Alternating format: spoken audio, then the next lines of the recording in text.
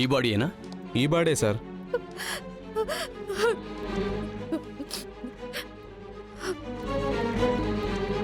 ఏంటమ్మా భయం భయంగా నిల్చున్నావు? చూడమ్మా. ఏయ్ తీవయ్యా.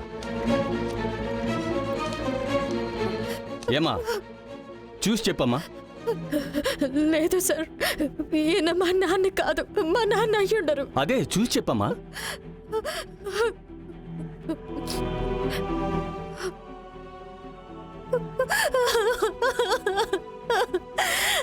మా నాన్న కాదు.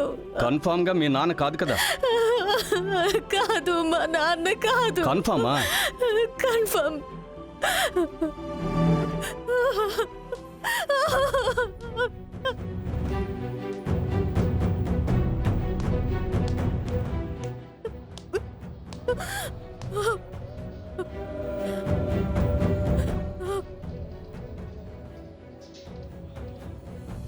ఊరంతా అప్పులు చేసుకొని కట్టలేక ఊరు వదిలి పారిపోయి ఉంటాడు.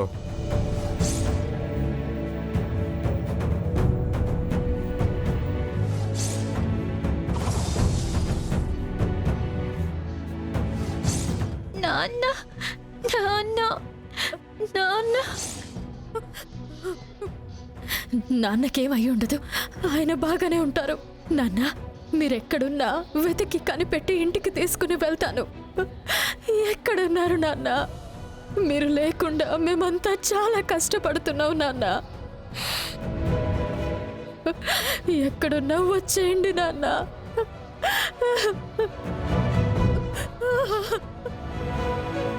తనెందుకు ఇక్కడికి వచ్చింది?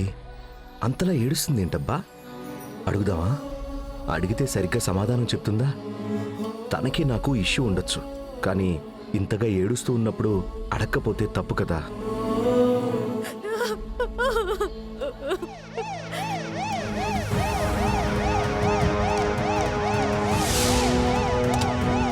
నాన్న, నన్ను చూడు నాన్న, కళ్ళు తెరిచి నన్ను చూడు నాన్న. నాన్న, నాన్న లే నాన్న.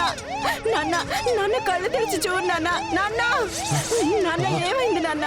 నాన్న, కళ్ళు తెరిచి చూడు నాన్న. నాన్న, నన్ను చూడు నాన్న. నాన్న లే నాన్న. నాన్న లే నాన్న. నాన్న.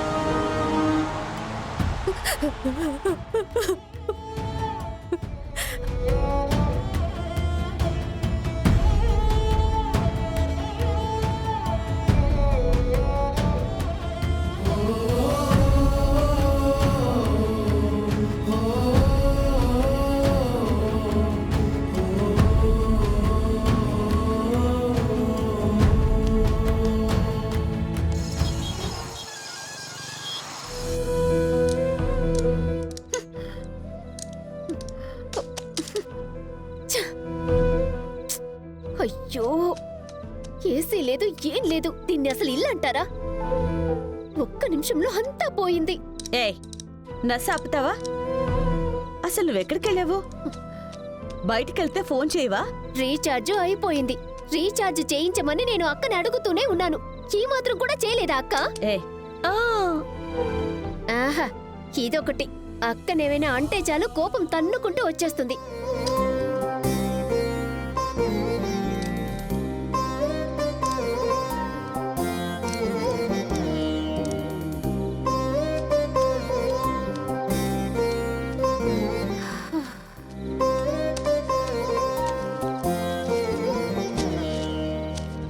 ఎట్రా, ఇవన్నీ మర్చిపెట్టు.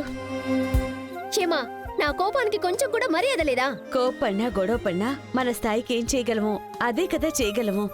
ఒక్క నిమిషంలో అన్నీ మార్చేయలేము. ప్రతి దాంట్లో లోపాలని వెతకూడదు. పేరు పెట్టడం చాలా ఈజీ, దాన్ని పరిష్కరించాలి, అదే కష్టం. అవును, ప్రతిదానికి పేరు పెట్టాలనే నేను ఇక్కడున్నా.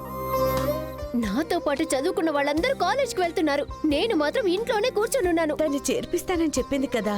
ఎప్పుడు చేర్పిస్తుంది?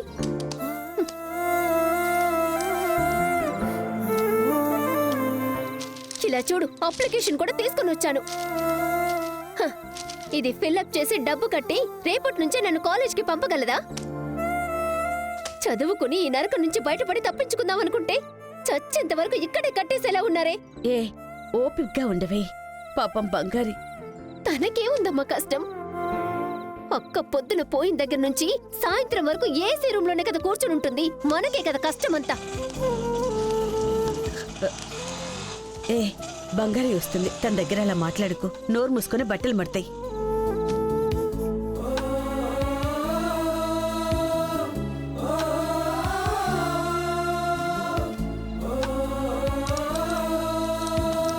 అక్క అక్క అక్క బంగారి ఏమైంది? ఏడ్చావా? అదేం లేదమ్మా, మరెందుకో మొహం వాడిపోయింది. లైట్గా హెడేక్ ఉంది అందుకే. అక్క బొమ్మ. ఓ మీ అక్క బాధపడుతుందని పంపిస్తున్నావా? బంగారి ఈలోపు నేను కాఫీ పెట్టేస్తాను. తను మెడికల్ షాప్కి వెళ్ళి 2 టాబ్లెట్స్ తీసుకురా. అమ్మా అదేం వద్దమ్మా, తగ్గిపోతుంది. సరే నేను కాఫీ తీసుకొస్తాను. అక్క, అప్లికేషన్ ఫామ్ తీసుకొని వచ్చాను. ఇంకో 2 వారాల్లో అడ్మిషన్ ఫీ కట్టి కాలేజీలో చేరాలి.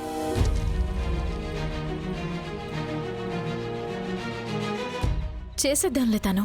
అడ్మిషన్ ఫీయే 15,000 తెలుసా? Semester fee 10,000. అంత అవుతుందా తను? అవుతుంది. ఇదేమైనా మన ఊరా? ఇక్కడ ఇంతే అవుతుంది. ఫీజు తక్కువగా ఉండే కాలేజ్లో చేరొచ్చు కదా. దీనికంటే తక్కువ ఫీ తీసుకునే కాలేజ్ ఈ ఏరియాలోనే లేదక్కా. ఇది మన ఇంటి నుంచి దగ్గరలోనే ఉంది, మంచి కాలేజ్ కూడా. చూస్తుంటే మీరు నన్ను చదువు అవసరమా అని అడిగేలా ఉన్నారు. నీకొక్కసారి చెప్తే అర్థం కదా. ముందు నువ్వు ఇలా మాట్లాడడం ఆపు. మనమేమీ అనుకున్నది వెంటనే జరిగిపోయే కోటీశ్వరులు ఇంట్లో ఉండడం లేదు. ఇప్పుడు మనం ఉండేది మిడిల్ క్లాస్ కంటే కింద. కొంచెం అడ్జస్ట్ చేసుకుని బతకాలి. సరే అక్క, అడ్జస్ట్ అయ్యే బ్రతుకుతాను. నాకు అసలు కాలేజే వద్దు, సరేనా? అక్క బంగారి ఇదిగో.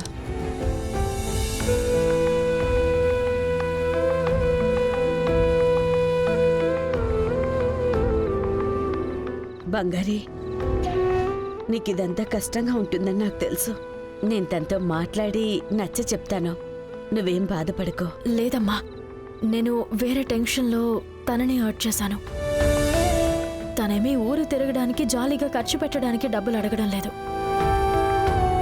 చదవడానికే కదా అడుగుతుంది. అది నా బాధ్యత కదమ్మా. తనతో ఇంకోసారి నేను మాట్లాడతాను.